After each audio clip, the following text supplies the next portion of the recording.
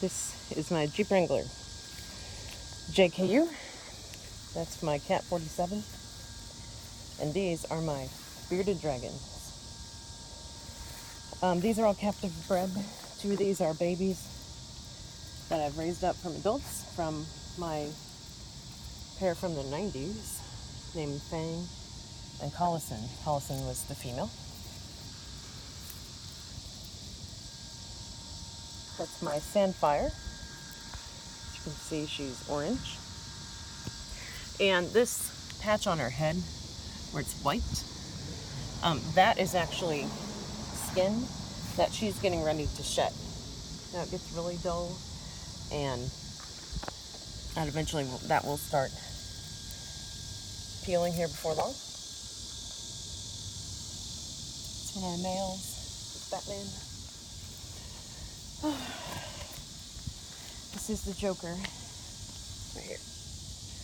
He escaped last year and was gone for about 2 months. A neighbor found him and brought him over. And this is Great White. So she's white and used to be mean like a shark, but she's tamed down a lot. Now they do change color slightly out in the sun. Kitty Find. Now good boy. Oh, good boy. Now my cat is trained to help find any escaped animals. Now what he does, finds them and rolls around on them, just like that. Good boy. Did you help find? Oh, good boy. Did you find for me? Did you find my lizard? Did you find the bearded dragon? Oh, you're such a good boy. Yeah, you are. This is extremely helpful. Once in a while, I will have somebody escape, and that is completely my fault no matter what. It's the owner's responsibility, of course, to keep their animals safe and keep them in an enclosure that they can't get out of. But this was because she jumped out of the cage.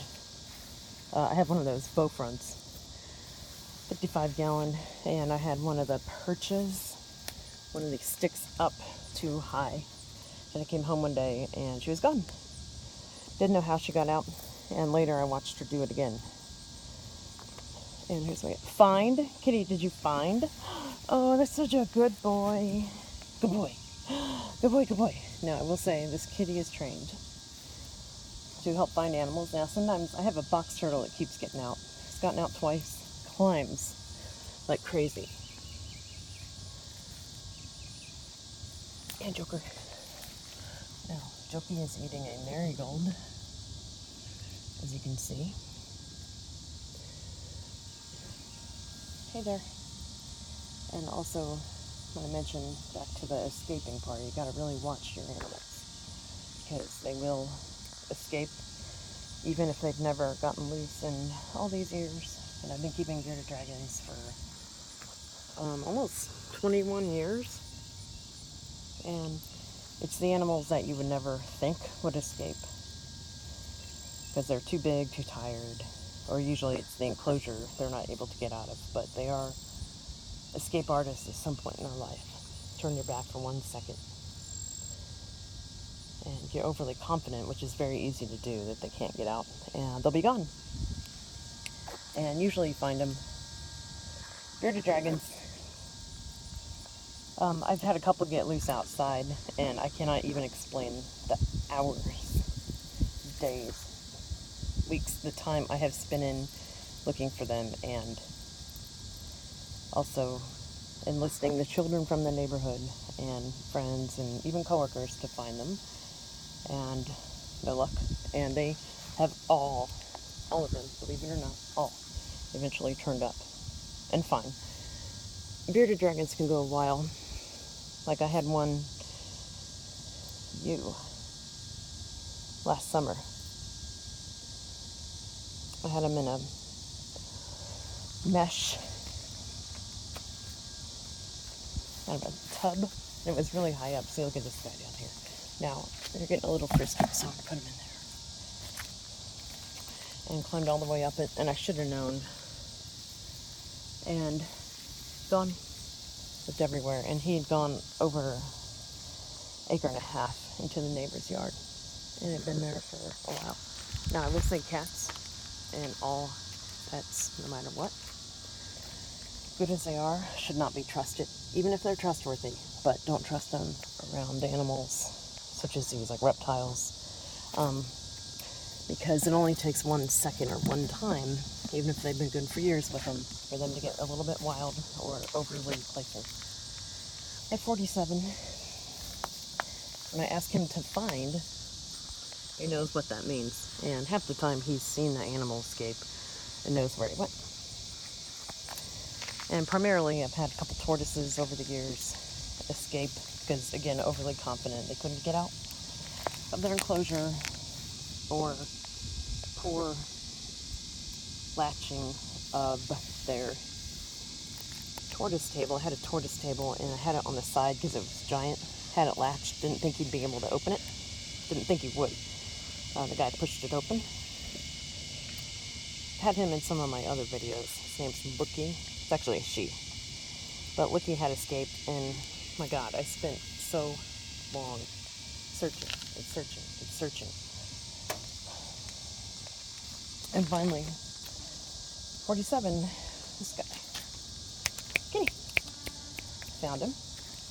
And what I do is I watch him real closely, and he'll kind of alert. And honestly, I don't think he's literally like trained, but he is interested in the animals, and he knows he gets rewarded if he finds them.